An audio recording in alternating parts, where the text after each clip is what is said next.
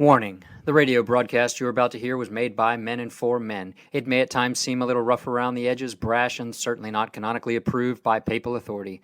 But its content may indeed challenge you to become the man, father, husband God has called you to be. Listener discretion is advised.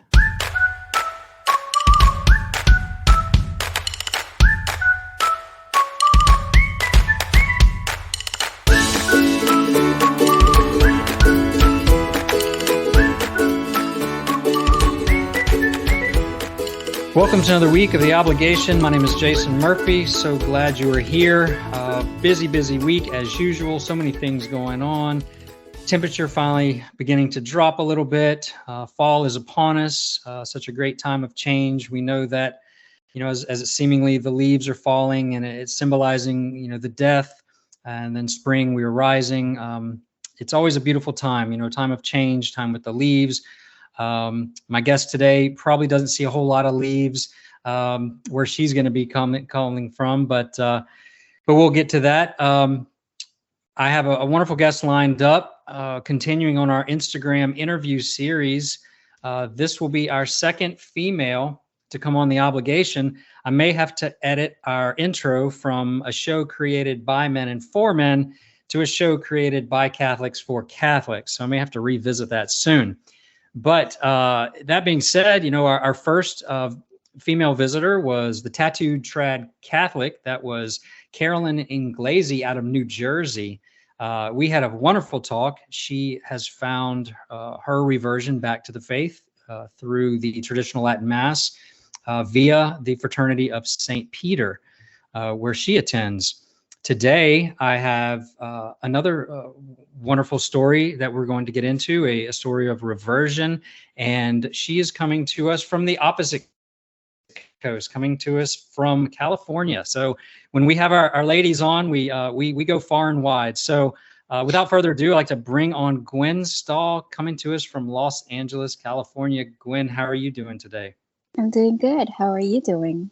I'm doing Thanks for great. having me, by the way. Absolutely. Yeah. Thanks for reaching out and being willing to come on. I never knew when I first started The Obligation that it was going to become, sort of this interview series, especially on reversions and conversions. But I tell you, the stories I've heard are just, many times miraculous and beautiful, and it's inspiring for me. And I know to everyone out there listening, to hear those stories. And we've heard certainly the reversion stories, back to faith, and of course, many conversion stories. And lately, the common denominator has been the traditional Latin Mass. It's not always, but for myself personally, it was certainly the traditional Latin Mass over 25 years ago. And for yourself, it sounds like just a few short years ago, pandemic COVID going on, you were able to, by the grace of God, find the traditional Latin Mass as well. So Gwen, so tell us, so you're in Los Angeles, but you weren't always in Los Angeles. So tell us a little bit about how you made your way to Los Angeles. Well, I made my way to Los Angeles by way of Manila, Philippines. That's where I was born. And I'm actually ethnically Chinese. My parents are both Chinese, but basically their parents came from China to, I always thought, escape communism. But that's where I'm from. And as you know, Philippines is 80% majority Catholic. Right. So I'm a cradle Catholic. Went to parochial school, so all I know was basically Catholic upbringing and everything. So yeah. So you're brought up in the faith, and of course I think we spoke before. Most of the schools there were Catholic schools. That was part of Yeah. The parochial school I went to, it was a Chinese run Catholic school. There's a priests and nuns that were from Taiwan. And so they taught Chinese, Tagalog, English. So I was immersed in that. In addition to, obviously, the faith was very centered. That's great. Yeah. So growing up, obviously, the Novus Ordo was the mass that you attended growing up. Um, Yes. Family was fairly faithful on a regular basis, most Sundays. For the most part, yes. My mom basically ingrained in us. I remember when we kids, I actually have two younger sisters. We would protest. It's like, oh, really? We have to go again? And my mom would always say, "Hey, God give you a week. The least you could do is give him back an hour." And Exactly. that's always stuck in my head, Yeah. and I always hear it. But then somehow that I lost that um, some parts of my adulthood. So, Yeah, but those little pieces, right? They build our mhm, foundation, and right, because I know for myself, we were nominal Catholics. We didn't go all the time. We mhm, went mostly when it was convenient, and of course for holidays. But I had a grandmother who was very faithful, daily mass attendee, and she was always inspiring and dragging us along. And I know that came into play for you as well. Um, yeah. so what time wise, approximately, when did you move from the Philippines to Los Angeles, and Um, how was that transition? I'm actually we moved here in 1990. I was a teenager. I basically started high school right away, and the interesting part is I didn't know anyone, and also yes, I can speak English. However, that was not my first language. English was actually my third language. So a Right. lot of times when somebody is talking to me, I would hear it, but then I'd have to like translate it from my brain to my mouth, and sometimes it takes me a bit. And and then now I actually lost my other languages. Now English is my primary. So, Okay. And but Latin that's sounds like Latin's soon to be your secondary, right? yes, I think yes. so. We'll get, and certainly we'll get to that for sure, because that's a great story. Um, Mhm, yeah. So moving over there, of course, I mentioned to you, as a 15-year-old, mhm, moved to North Carolina um, in my freshman year of high mhm. school, and that was, of course, very different. But at least it was in the same country, and at least it was the same language. So I can Mhm. imagine someone, at your age at that time, that it must have been, many, many challenges to try to understand the culture and adapt and meet friends and things of that nature. Right. And then also, culturally, it's also different from what I was brought up with. And then going to a secular school from parochial school was different. Because I remember, like, every first Friday, we would have mass in the Philippines. We would go to that. And then, obviously, you have the traditions of Lent and whatnot.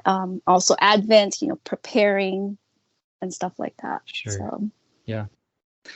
So, I know mhm, you have a great devotion to the Rosary. I do as well. It was very instrumental in my reversion, and still very important to me. Um, but today, the day we're talking, of course, this mhm, week we're celebrating the 105-year anniversary of the miracle of the sun at Fatima, right. and of course, we know that. Our Lady appeared in Fatima, Portugal, to Francisco, Lucia, and Jacinta Mhm, between May 13th and October 13th of 1970, 17, sorry. mhm, And, the final miracle was that, the miracle of the sun, and that was witnessed by, over 50,000 people. And, right. people far and wide, saw this in the sky. And, it started off as a rainy kind of foul day, and so I think there were a lot of naysayers saying, "Oh, well, certainly the sun's not going to shine." And of Mhm, course, the Rosary, was recited, and then, the sky cleared, and then the miracle took place, and such an amazing day. And of course, the message of Fatima, still resounds today. And Our Lady's, of course, the message there, same message today. right. Learn to pray the Rosary, the prayer that can change the world. Get Mhm, spiritually healthy with penance and reparation, and then thirdly, to let Mary guide you to lasting happiness, because she is so favored by her son. And certainly if we seek her and ask for her intercession, she will help us, attain him. So, Right. like I said, for me, the Rosary, such a beautiful prayer, such a simple prayer, yet so profound. It's And many times, meditative. yes, yeah, many times mocked by especially Protestants and other religions Mm-hmm. who think it's just repetitive and in And nature. And worshiping Mary is supposedly what they would always is the common mantra that they would throw out there. that's right. Yeah, just worshiping Mary and just repeating these words. Of course, we know that the words are of the Rosary. The beads are there to help us stay focused and while we're praying, and then of course, having the meditation on each mystery of the Rosary is the goal, because we know we're busy folks, and we have a lot of things going on in our head, and if we were just try to sit down and pray, our minds will wander. And Yes. even with the Rosary, we still wander, but it's supposed to remind us to come back to it. That's right. So it's a reminder. And so it's so simple, so profound.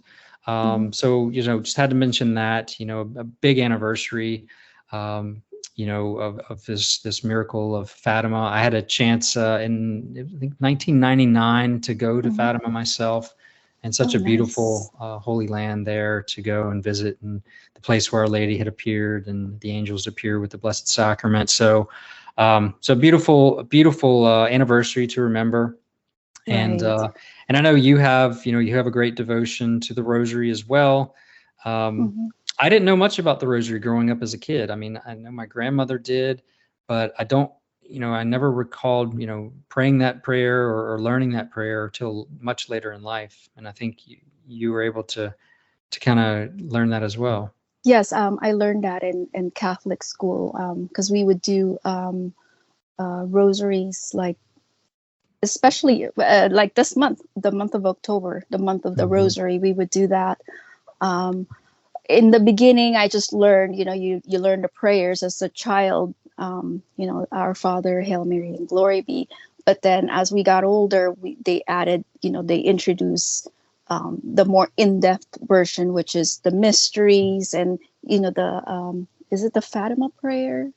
That's last right. part. Yeah. Oh, my Jesus. Forgive us our sins. Save us from fires from of hell. fires Right. of hell. Mm-hmm. That's right. Yeah. Sorry. I kind of, I was used to the Latin one, and then now it's like, okay, wait. Nostri so Jesu, right? Is that? Yes. That's right. Yeah. Yes.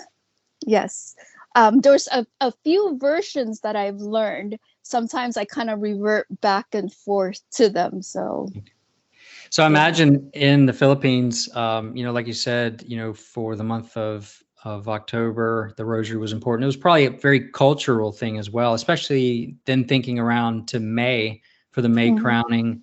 I would imagine that that would have been something culturally, like even maybe in the town square, perhaps. I mean, I've heard of that, but what's really big is during Lent, especially the Holy Thursday, Good Friday, and Saturday. The Triduum. Triduum, yes. They actually, I don't know if you know, but people would actually reenact the Passion of Jesus, and they would basically do their scourging and stuff like that. And that would be through the town or at the church, or through the town. Different places would do it. I would just watch it on TV. But I know that what's also different culturally in terms of here and in the Philippines, at least when I was growing up, was all the TV stations would be shut down. There would be no programming whatsoever, except for I know, like Thursdays they would do Stations of the Cross. And I remember they would do 7 last words by 7 bishops. And so they would talk about that.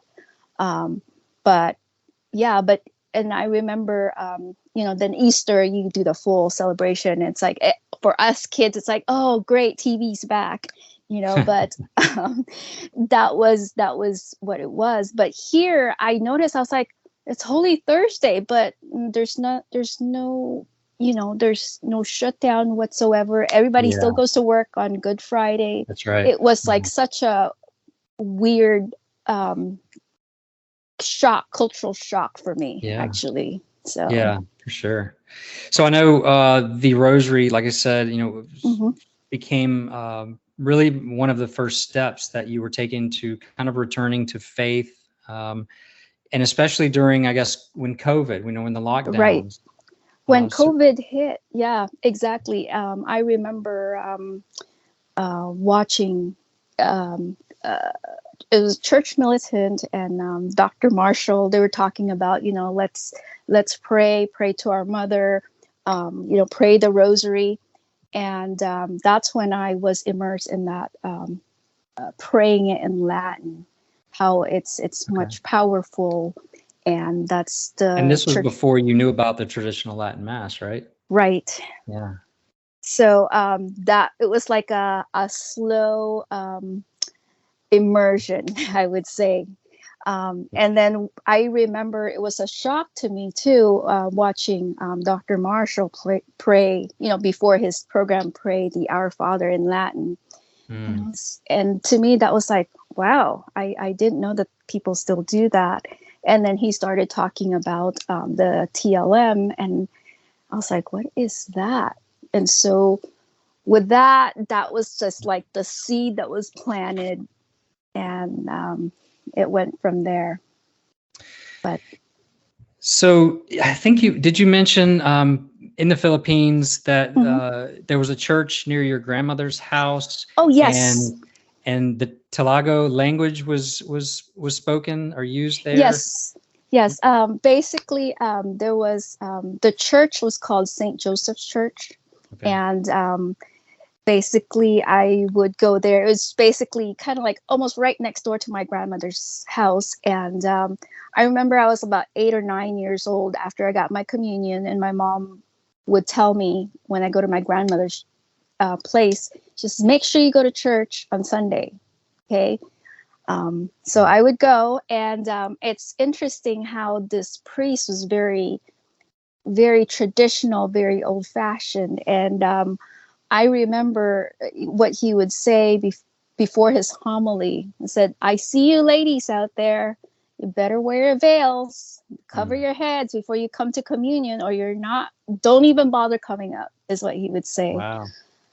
But that's pretty good. That'll come back, because I know that was when you were around 8 years old, and so that kind of got tucked away, kind of like the Rosary, the hearing the prayers as a kid, and your mom saying our Lord gave you 7 days, you can give one to Him. So that's interesting. We're gonna take a quick break, and then we're gonna hear kind of how this movement went, kind of back to faith, and this Dr. Taylor Marshall and this Latin Rosary thing, all these new things we're learning, and where they went. But some good certainly came out of the COVID lockdowns, it sounds like, at least for you. Yes. And so we're gonna take a quick break and come right back. We are talking to Gwen Stall from Los Angeles, California. You're listening to The Obligation, and we'll be right back.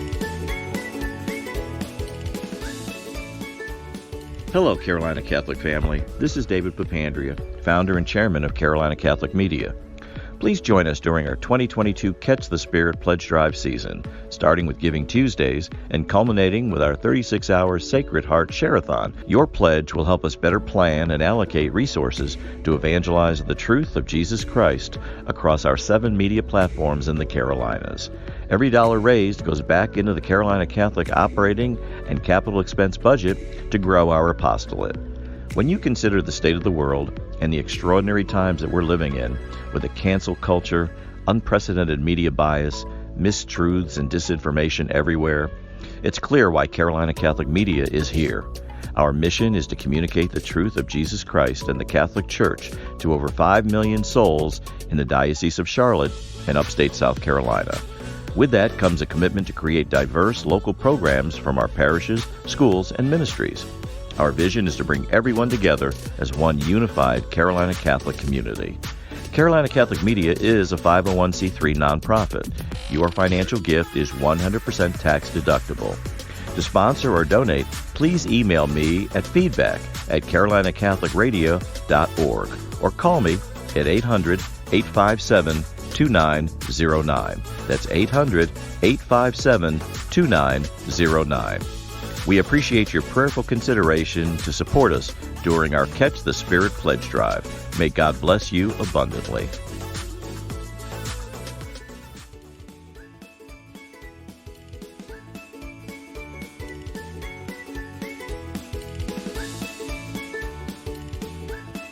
Welcome back. Thanks for sticking around. My name is Jason Murphy. You're listening to The Obligation on the Carolina Catholic Media Network. Sitting down today with our second female interview guest, Gwen Stall from Los Angeles, California, here to talk to us a little bit about her reversion story. Gwen is originally from the Philippines, now in Los Angeles, and lots of little seeds were planted along the way. It sounds like, mom early on planted those seeds about being at Mass. Grandmother was a faithful Catholic and, attended a pretty Orthodox parish in the Philippines. The big jump over to Los Angeles, a lot of changes in culture. Mm-hmm. So let's talk about, where your faith went once you got to the United States and, maybe got through school and, when things, might have started to fizzle out. Okay. Well, so I went to high school. I was we looked for a local parish. We did that. And then one day they said, we needed people to join the choir. So I joined the choir and really got involved in that. And I remember really feeling very motivated to be involved more and stuff like that. But then as I finished high school, I had to work more and then, go to college and stuff like that. And because being at work, I work retail, so I had to work Sundays, which I really hated, by the way. I always thought, you know what? God said Sunday is for resting and for, obviously the most important is to give reverence to him. But I just remember I always hated working Sundays. But so after that, I kind of starting to lose my faith a little bit. And then and I started my corporate job. And, after that, I was introduced to Gnosticism. I don't know if you know what it is. It's basically like it's supposed to be like you're getting the knowledge from within you. Okay. Kind of thing. It comes outwards, kind of. I was interested in meditation, and that was what was the kind of like the gateway to get me in there. At first, I was really resistant because I was like, I'm Catholic. We don't do this kind of stuff. And then, of course, then they say, oh, well, do you know that, people of all walks of life do this as well? It doesn't mean that you can't learn stuff. So I did Gnosticism, and then I also that kind of led to I learned transcendental meditation as well. Again, I had that resistance inside, but somehow I was sold on the idea. It's like, well, we're doing a meditation retreat at this. It's a Catholic place. I forgot what the retreat house was called, but it's a Catholic place, and it had like a little chapel. I know there were nuns and priests there, and I was just shocked that they hosted a TM retreat. So to me, that was like, oh, okay, I guess Catholic people do this too. So I was like, all right, I did that. And then I also did their advanced program, which is like what they call the yogic flying thing. Okay. So I was really immersed in that. And, but then after a while, I still felt empty. Hmm. And then I would go to church, here and there, just because, and I still felt very empty. The thing is, I remember, I can't remember who exactly told me this, but I remember one of my elders was saying that, the mass before, it used to be like it was in Latin, and the priest would face the altar instead of the congregation, and that was kind of really boring and stuff like that. But to me, I always thought, wow, that's very interesting. Why aren't we doing that now? It's like now the priest like faces the congregation. I was always curious as to what it was like with the old form of mass, and wow, I didn't know that. There's still people that practice TLM, but I guess So that I'm was a kind of. new term, right? So I guess so you're kind of involved in this Gnosticism, in this Mhm, transcendental meditation. mhm. At first it was probably like a sugar rush, right? Like you Yes, probably because innately we all crave to be our soul craves that spiritual um, existence with God, of course, ultimately. And so I mhm, think that's the fault of these of many of these religions, these false religions. And of course they draw people in and they hype them up because it is kind of tickling the senses, right? It's tickling mhm. the spirit. You have some sort of quote unquote spiritual awakening, but because it is not true, and we know that the only truth is our Lord Jesus Christ. It's like eating a candy bar and expecting that to get you to health. Right. It's going And to make you it's crash. supposed to sustain you, kind Right. of thing, but it doesn't. It's Right. only temporary, if that. And thanks be to God, you had these early seeds that were planted, by Mhm, your family, because, there's a lot of people that maybe, spend a lifetime, doing involved in these religions and these sects. And, so, obviously, God knew in his foresight that, you would be, along this path, and your grandmother, your mother, and mhm, certainly some of your Catholic culture. So it left you, kind of empty, still wondering and hearing about, the old mass. I mhm. guess it kind of set your curiosities up, and you started digging a little, right? Yes. And also, like, this was when around 2020, early 2020, when the pandemic hit. I came across Dr. Marshall's channel, and so he started talking about that, and he started interviewing some guests. Um, One of the ones that was memorable to me was Father Chad Ripperger. He was talking about the Pater Noster is a form of mini exorcism prayer. Oh, wow. I was just like, wow, that's awesome. As well as the prayer of Saint Michael the Archangel in Right. Latin. So I thought that was very helpful. And so I started looking into it. And then I know that Dr. Marshall would always, towards the end of his podcast, he says, you guys better rattle the beads. If you don't pray the rosary, you're not part of the team. Mm. And I remember also hearing about the Fatima story. And to me, that was just uh, like, wow, okay, it's like there's this hunger for Mm. more. I need to feed myself some more. So I went looking, and I was able to find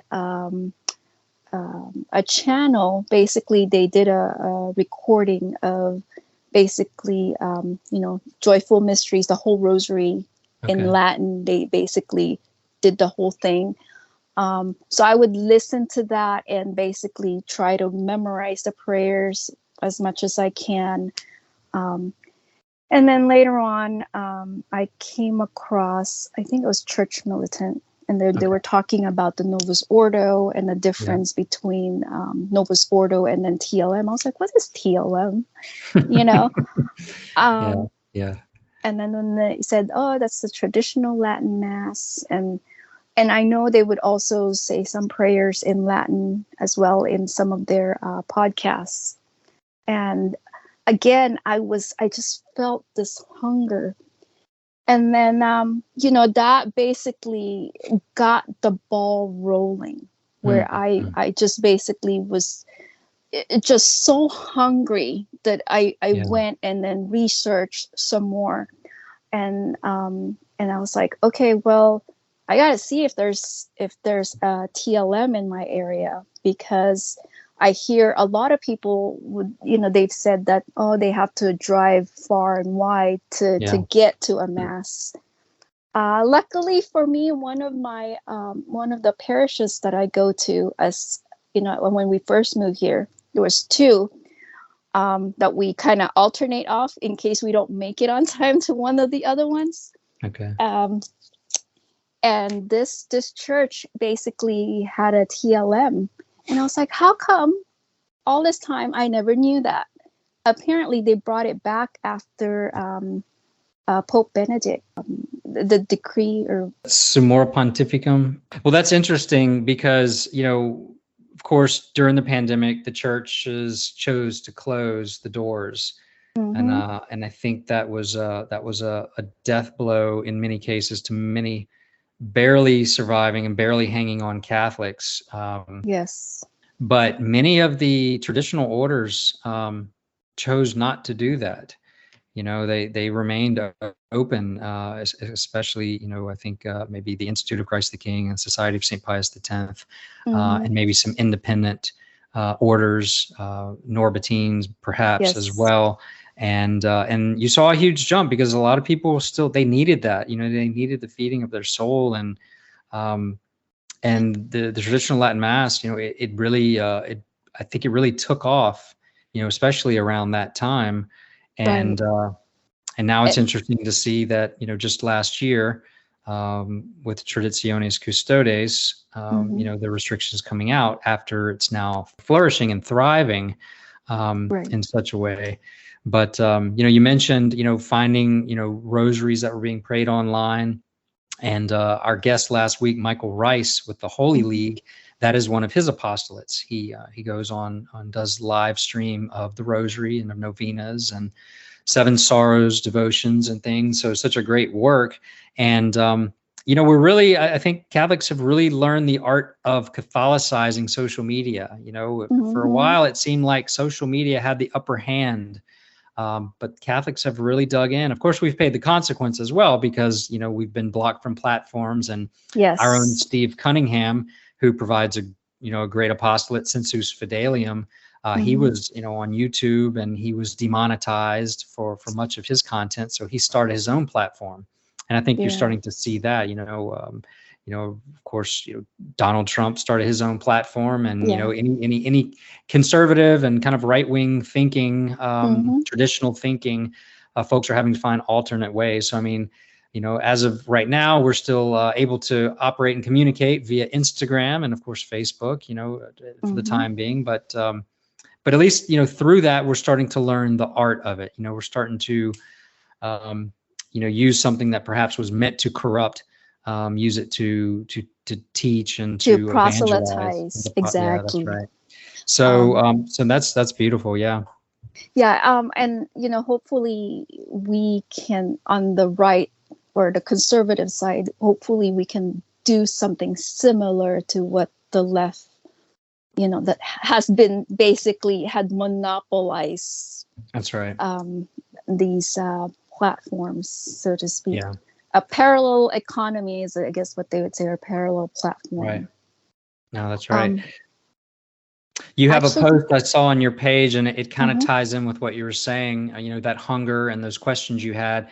And I guess this was, I'm not sure where it was taken from, maybe Church Militant. And the quote is, "The Latin Mass felt like the answer to a question I didn't even know I had.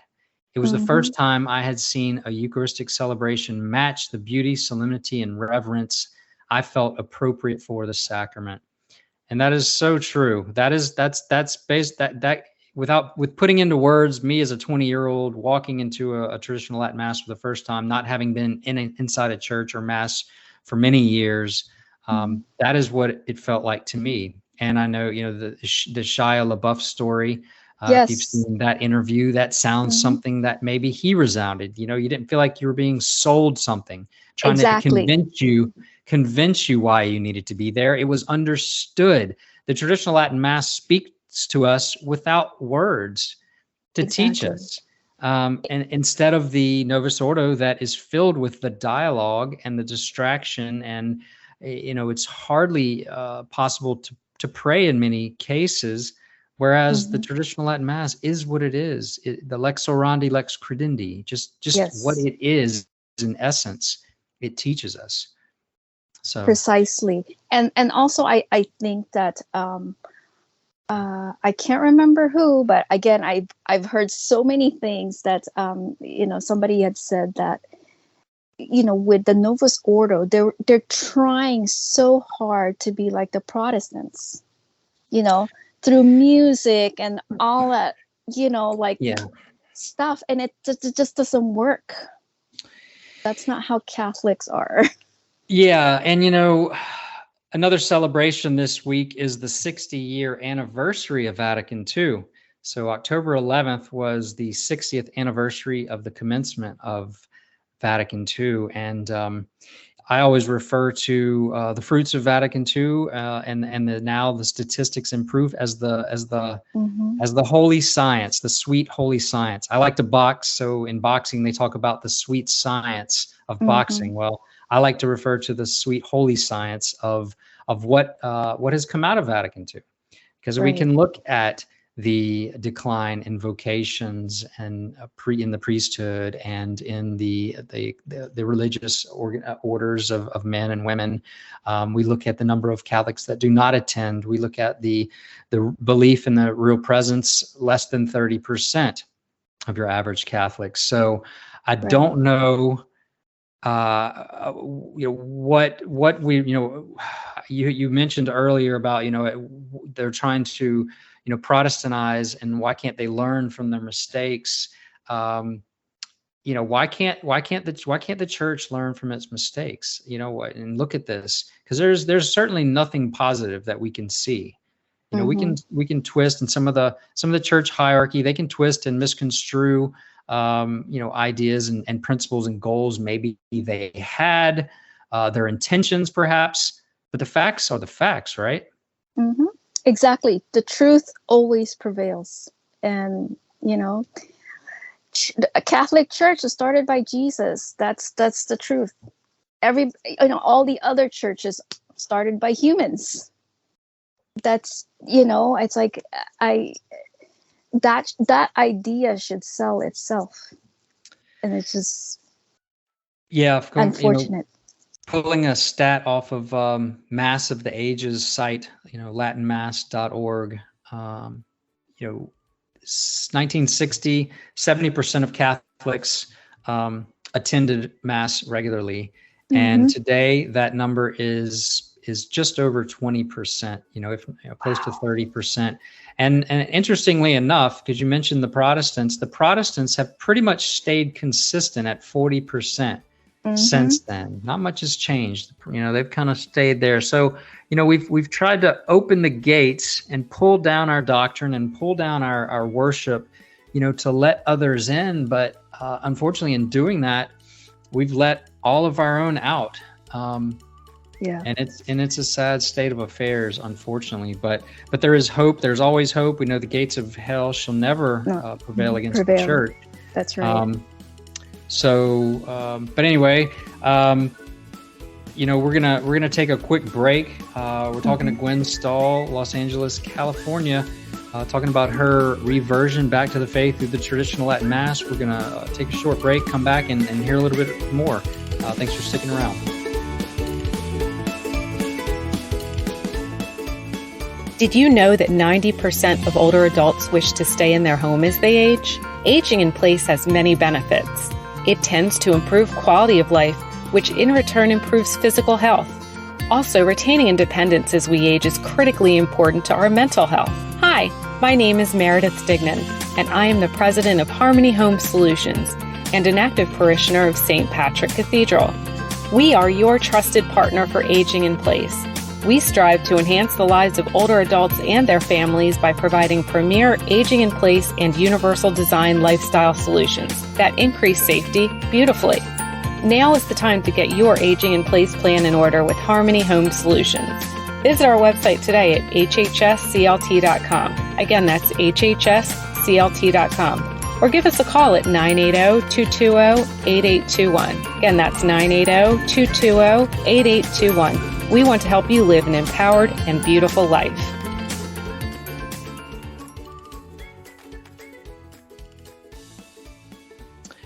And we're back. Thanks for sticking around. You're listening to The Obligation on the Carolina Catholic Media Network. Sitting here talking to my good friend Gwen Stall out of Los Angeles, California. We were just kind of commiserating Vatican II, here the week of the 60th anniversary of the Second Vatican Council, and things are they're still trying to run this Vatican II train down our throats, it seems, and yes. Of course, with Traditionis Custodes and the restrictions put on the traditional Latin Mass, amidst its thrivingness and its beauty, and going against his predecessor, who really opened the gates back, Pope Benedict, of allowing free promulgation of the traditional Latin Mass. And so I think a lot of Catholics are scratching their heads. We're looking at this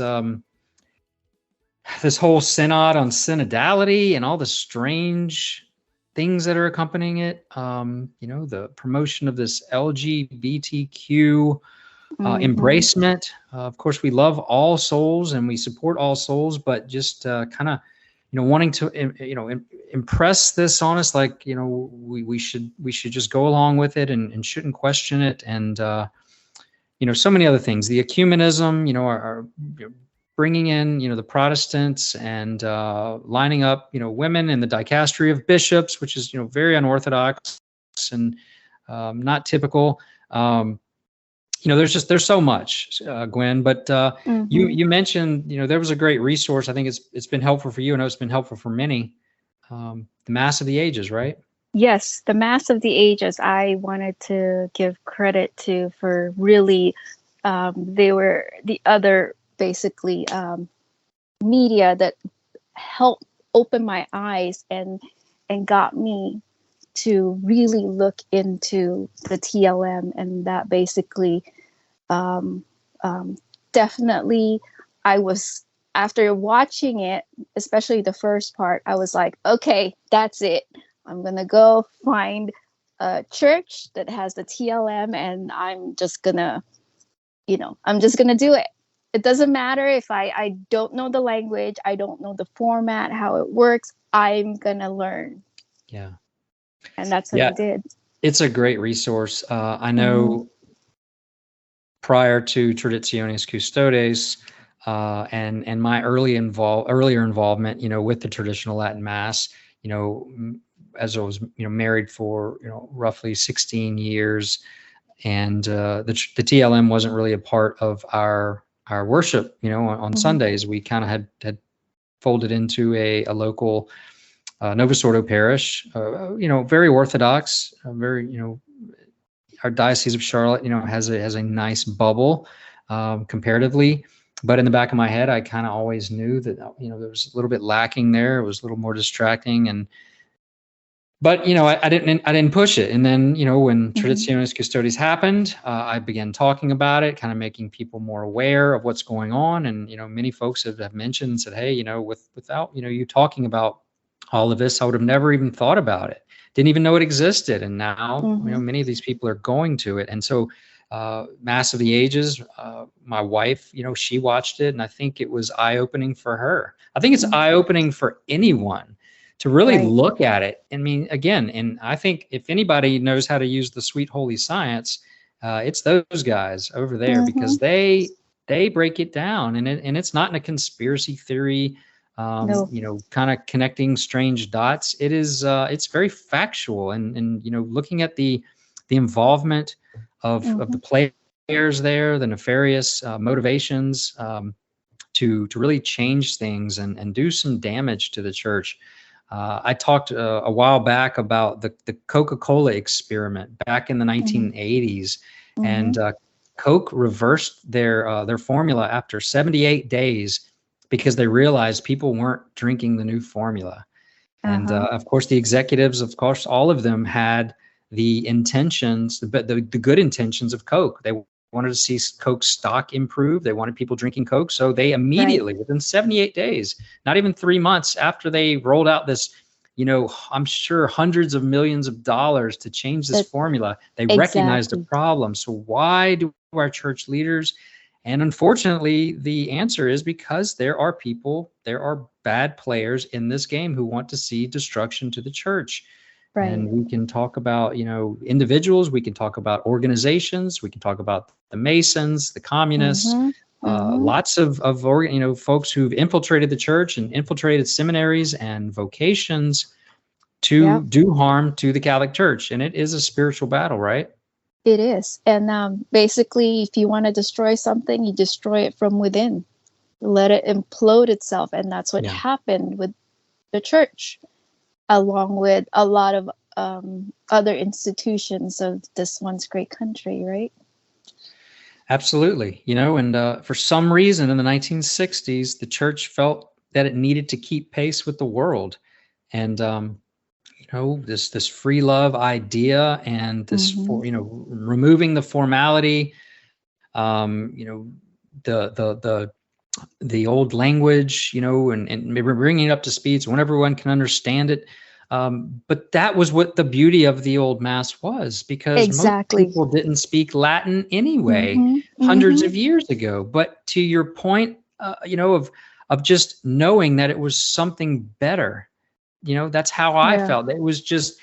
It's just undeniable when you walk into a traditional Latin Mass, there is a sense of reverency and solemnity that does not exist in the majority of the Novus Ordo parishes. Yeah. That they're distracting. There's so much dialogue. The priest many times he's like an actor up there trying to put on a performance, and Yes. that is the last thing he needs to be doing. Exactly. And also, if it's kind of like what Jesus said, you judge the tree by its fruit, right? Yeah. If you go to a Novus Ordo Mass now, it's like people have essentially, basically no respect anymore. The way they dress, for example, is it's like it's horrible. But if you look at the TLM, you go there, you look at how people present themselves when they go there. It's just like night and day, completely. There's a sense of reverency that's lost. Go on.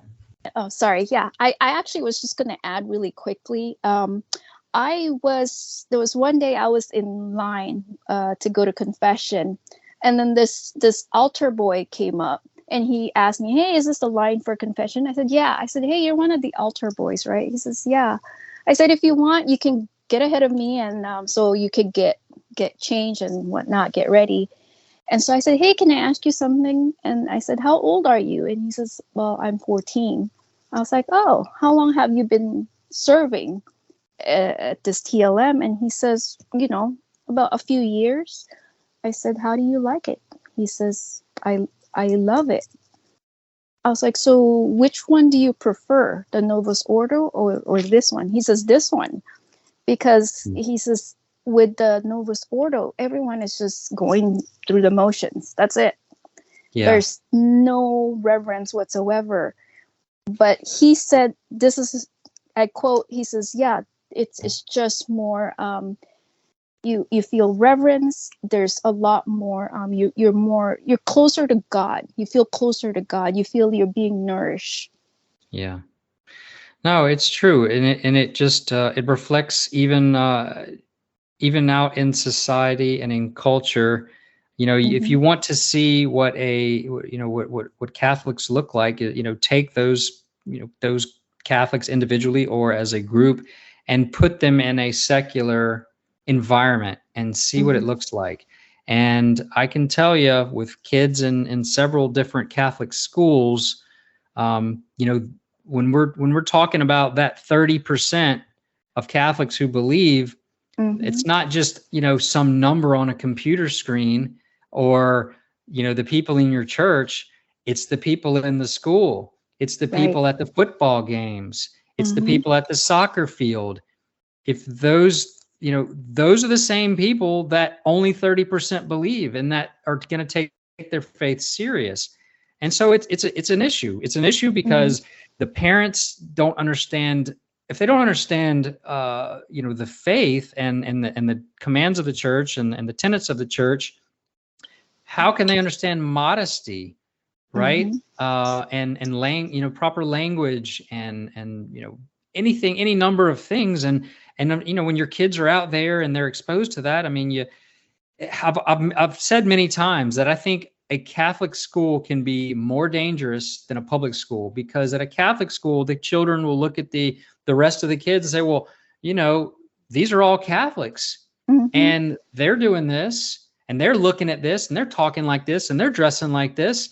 So it's almost a mixed message when you're trying to raise kids. Whereas if they go to a non-Catholic school, whether it's a Christian or a public school, it's a little easier to justify and say, well, yeah, of course, they dress like that or they talk like that and they don't go to church on Sunday because they're not Catholic.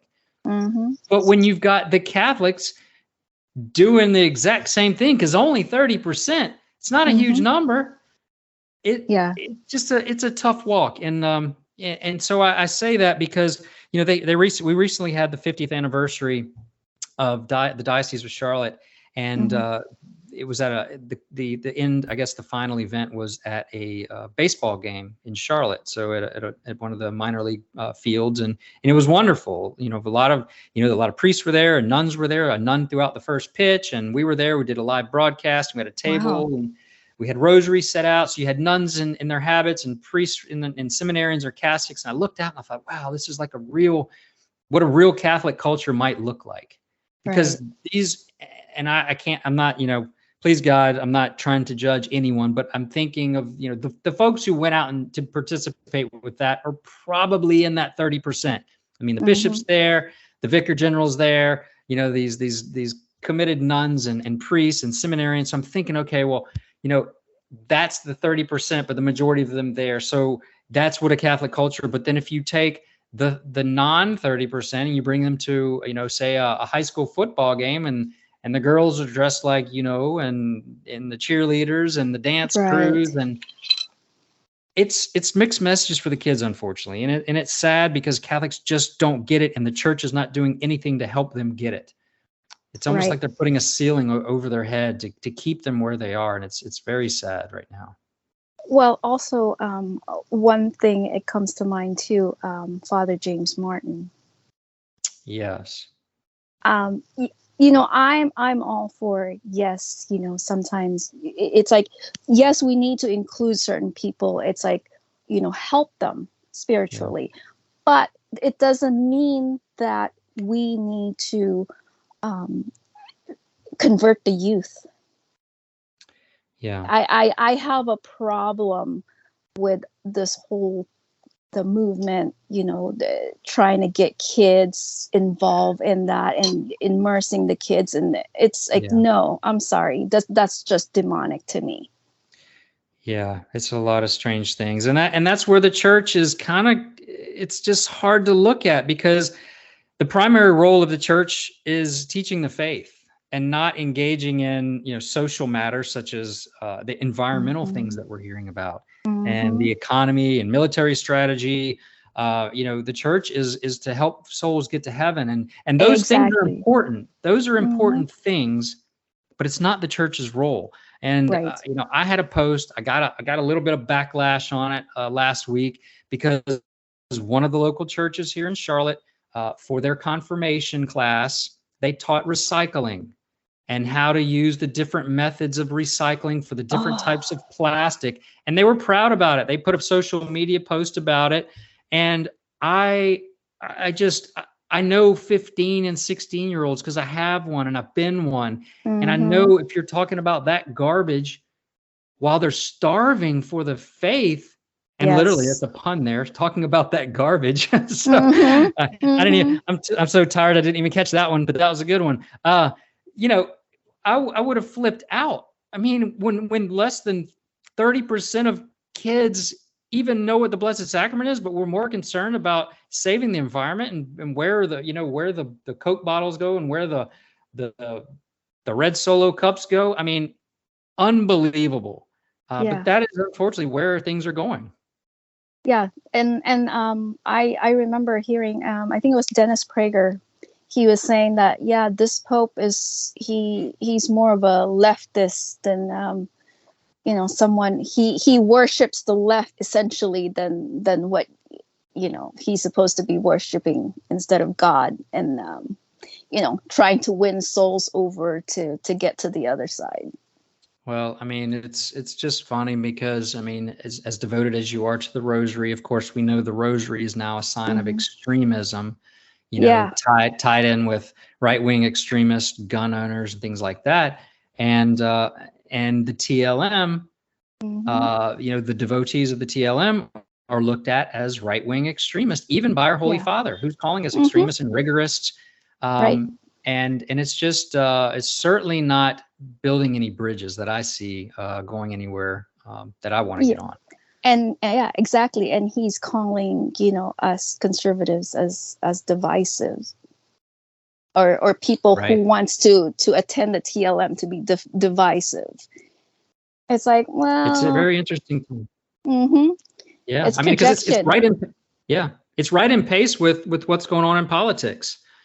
It's what our politicians are doing. There's anyone who is attached to traditional values and Judeo-Christian principles, they're extremists.